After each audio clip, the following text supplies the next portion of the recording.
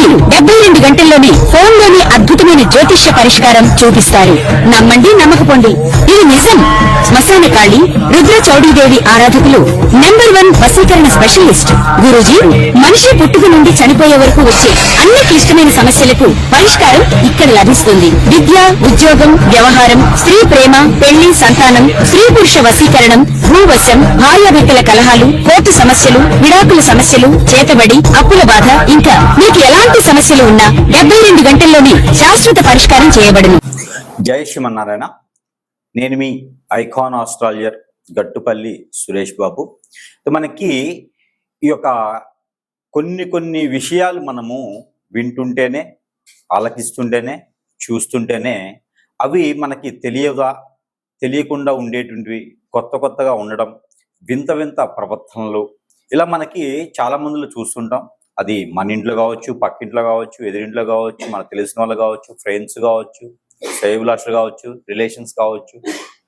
ఇక్కడ ఒక మనిషికి మనిషిలా ఉండడం, మనిషిలా ప్రవర్తించడం అన్నీ కూడా మనిషి ఎలా అయితే జీవిస్తారో, మనిషి జీవన ఆధారం ఎలా ఉంటుందో, జీవన శైలి ఎలా ఉంటుందో అలా కాకుండా సనాతన ధర్మానికి పాటిస్తూ ఉండకుండా భిన్నంగా ఉంటూ ఇబ్బంది పడుకుంటూ తనలో తానే ఇబ్బంది పడుతూ మనము కొన్ని రకాల పేర్లు ఉంటాయి. పిచ్చివాడీడు, వీడికి మెంటల్ వచ్చింది, బ్రెయిన్ పనిచేయట్లేదు, ఇలాగా కొన్ని రకాల రోగాలు రావటం, నొప్పులు రావటం, ఇలా మనం చూస్తూ ఉంటాం.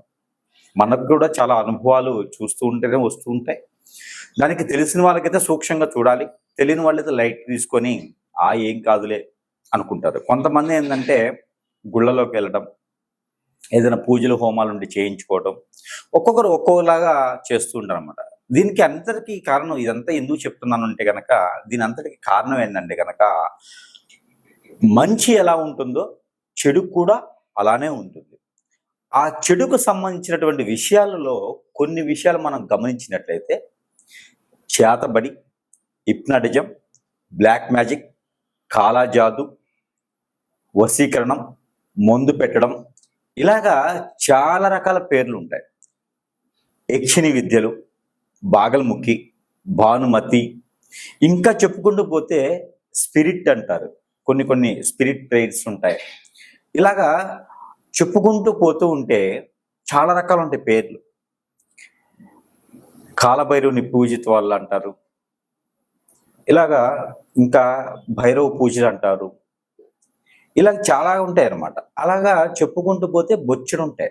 అయితే వీటన్నిటికీ కూడా మూలం ఏంటంటే, ఇలా చేయడానికి గల కారణాలు చాలా ఉండొచ్చు. ఒక మనిషి మీద ఒక మనిషికి పడకపోవటం, విరక్తి, విసుగు, కోపం, చిరాకు, చికాకు, ఆందోళన, వ్యసనం, రంది, ఓర్చుకోలేని తత్వం, ఇలాగా చాలా రకాలు ఉంటాయి. ఆస్తి కోసం, ఒక మనిషి ఇష్టం ఉండి వశపరుచుకోవడానికి, ఇలాగా రకరకాలుగా ఉండేటువంటి విధానాలు, ఆశలు, కోరికలు మనిషిని ఎంత దూరమైనా తీసుకెళ్తాయి. పోనీ ఇలా చేసే వాళ్ళు ఉన్నారా అంటే ఖచ్చితంగా ఉన్నారని చెప్పవచ్చు. ఇలా చేయించబడిన వాళ్ళకి పరిహారం ఉంటుందా అంటే ఖచ్చితంగా ఉంటుందని కూడా చెప్పవచ్చు. అయితే దీనికి ముళ్ళుని ముళ్ళుతోనే తీయాలి అనే ఒక నినాదం అయితే ఉంది కదా, దాని ప్రకారంగా మాత్రమే చేయాలి. అయితే ఇందులో కొన్ని లక్షణాలు కల అటువంటి స్త్రీ పురుషులు కావచ్చు, పిల్లలు కావచ్చు, కొన్ని లక్షణాలు ఉంటే వారికి ఏం జరుగుతుంది, వారికి తీయించుకునే విధానం ఏంటి, అసలు మనం ఎలా గమనించుకోవాలి అని పరిశీలన చేసినట్లయితే కనుక, మనం మొదటగా ద్వాదశ రాశుల్లో నుంచి తీసుకుందాం. ఎందుకు అంటే ఈ ద్వాదశ రాశుల నుంచి తీసుకోవడం వలన వారి రాశి ఏంటి, వారి నక్షత్రాలు ఏంటి, వారి యొక్క గుణగణాలు ఏంటి, వారికి ఉండాల్సినటువంటి విధానం లేకుండా వేరే ధోరణిలో ఉంటే వారికి ఏం జరిగింది అనేది కొంచెం తేలికగా మనం గమనించుకోవచ్చు.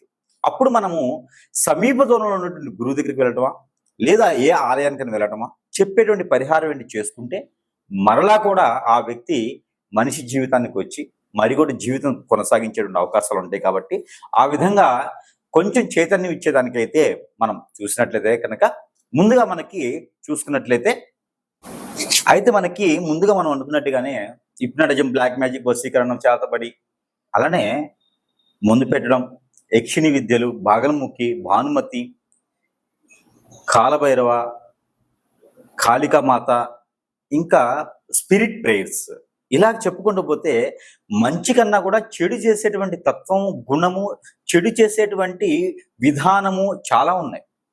మంచి మనం కొన్ని లక్షల రూపాయలు ఖర్చు పెట్టి హోమం చేస్తే దానికి ఒక ప్రతిఫలం అనేది ఎప్పుడు కనిపిస్తుందో తెలియదు. కానీ ఇలా చెడు చేయించడం పడడం వల్ల కొన్ని రోజుల్లోనే మనం ప్రతిఫలం అనుభవించాల్సి వస్తుంది. ఎలా అంటే నిజమే కదండి, మనము మంచి చేస్తే అది తెలియదు, మర్చిపోతారు. చెడు చేస్తే ఖచ్చితంగా అది గుర్తుపెట్టుకుంటారు. అయితే మనకు ముఖ్యంగా తులారాశి వారికి, ద్వాదశ రాశిలో ఒకటి తులారాశి. తులారాశి వారికి ఇలాంటి ఏమైనా జరిగితే వారి సిమ్టమ్స్ ఎలా ఉంటాయి అనేది ఒకసారి చూద్దాం. ముఖ్యంగా ఎంత వయసు వచ్చినా పెళ్ళి అవ్వకపోవటం. తులారాశిలో ఎవరైనా ఉన్నారా? మీ జాతక ప్రకారంగా తప్పేం లేవు.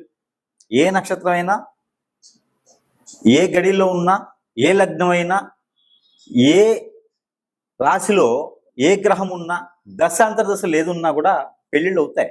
కానీ వయసు మించిపోయింది, పెళ్ళి అవ్వట్లేదు అంటే ఖచ్చితంగా మీకు ఏదో జరిగింది. మీరు చదువుకున్న దానికి చేసే పనికి సంబంధం ఉండదు, ఖచ్చితంగా మీకేదో జరుగుతుందని. అలానే మీరు అనుకున్నటువంటి గోల్స్కి రీచ్ అవ్వలేకపోతున్నారా? విదేశాలకు వెళ్ళి అక్కడ సెటిల్ అవ్వాలనుకుంటున్నారా? అయితే దానికి తగ్గట్టుగా మీరు లేరు. మీకేదో గ్రహాలు సహకరించక కాదు, మీకు నక్షత్రాలు సహకరించక కాదు, మీ టైం బాగాలేదేమనుకుంటున్నారా? అట్లా ఏం ఉండదు. దేవుడు మనకి రాత రాసినప్పుడు అన్ని రాస్తాడు. దానికి తగ్గట్టు కాకుండా భిన్నంగా ఉన్నాయి అంటే అక్కడ మనం మానవులు రాసిన రాతలో మనం ఏదో ఇబ్బంది పడుతున్నామనే అర్థం. ఎందుకంటే బంగారం అంటారు, మేలిన బంగారం అంటారు. అలాంటి మనసు ఉన్నటువంటి తులారాశి ఏదైనా సరే ఎడం చేత్తు ఇచ్చేస్తారు. దానం కావాలన్నా, సహాయం కావాలన్నా ఎడం చేత్తు ఇచ్చి మర్చిపోతారు. అంటే కుడి చేత్తు ఇస్తే గుర్తునిద్ది అని ఎడం చేత్తు ఇచ్చేస్తారు. అలాంటి తత్వం గల తులారాశి వారికి మంచి జరగట్లేదు అంటే నక్షత్రాల పరంగా కాదు, అది మీకేదో జరుగుతుంది అని అర్థం. పూర్వీకుల ఆస్తుల కోసమో, స్వతహాగా కోటీశ్వరులు లాంటి వారు, స్వతహాగా జమీందారు లాంటి వారు తులారాశి వారు, లేకపోయినా కూడా రాజ్యాలా బతుకుతారు తులారాశి వారు.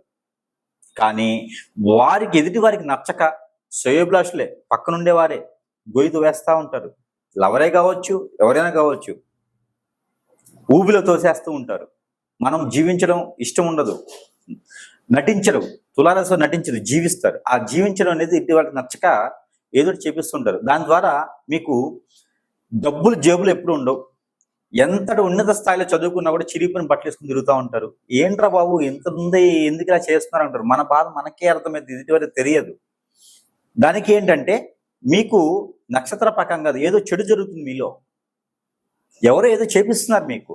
దాని ద్వారానే ఆ చిరాకులు ఉంటాయి. ఖచ్చితంగా మీరు గురువు దగ్గరికి వెళ్ళి చూయించుకోండి. చిన్న ఉపశమనం కావాలి అంటే మీకు ప్రతిరోజు కూడా లక్ష్మీ నరసింహ స్వామి గారి స్తోత్రం వినండి. అలానే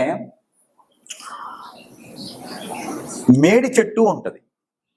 ఈ మేడి చెట్టు కింద ప్రతి గురువారం దీపారాధన చేయటం, రావి చెట్టు కింద దీపారాధన చేయటం, ఆవు నెయ్యితోనే చేయాలి, 2 ఒత్తులేసి చేయాలి దీపారాధన చేయటం.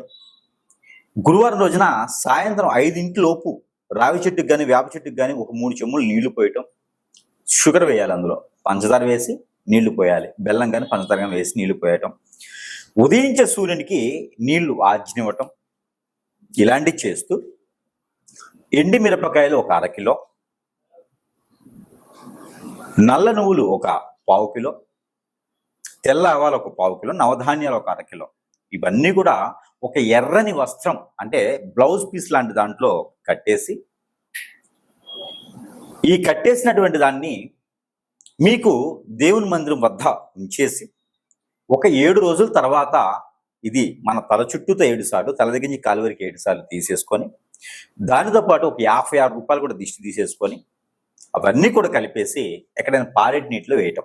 ఆ 56 రూపాయలు అయితే ఏదైనా కొనేసి ఎవరికైనా పేదవాళ్ళకి పంచిపెట్టడం చేస్తే కొంతమేర ఉపశమనం అనేది మీకు లభిస్తుంది. అలానే వెండి, ఇత్తడి, రాగి ఇలా పంచలోకాలు ఉంటాయి. ఈ పంచలోకాలు మిశ్రమం కలిగినటువంటి లాకెట్ ఏదైనా పెట్టుకొని అది కూడా దానం చేయాలి, ఎవరికైనా మంచి జరుగుతుంది. లేదా శివాలయంలో పంచామృత అభిషేకం 7 వారాలు చేయించండి. 1 వారం మిస్ అయినా పర్వాలేదు, మధ్యలో 7 వారాలు ఖచ్చితంగా చేయించండి. కొంతమేర ఉపశమనం జరుగుతుంది. ఇలాంటి సిమ్టమ్స్ ఉన్న తులారాశి వారు ఎవరైనా ఉంటే అలాంటి గురువు దగ్గరికి కానీ మీకు సమీప దూరంలో గురువు దగ్గరికి వెళ్తే సరైనటువంటి పరిష్కార మార్గాలు చూపిస్తారు. మళ్ళీ కూడా మీరు జీవన శైలి మొదలుపెట్టడానికి అవకాశం ఉంటుంది. కాబట్టి ఇలా చిన్న చిన్న ప్రయత్నాలు చేసుకొని అదృష్టవంతులు అయ్యేదానికి అవకాశం ఉంటుంది. కాబట్టి ప్రయత్నం చేయండి. జై శ్రీమన్నారాయణ.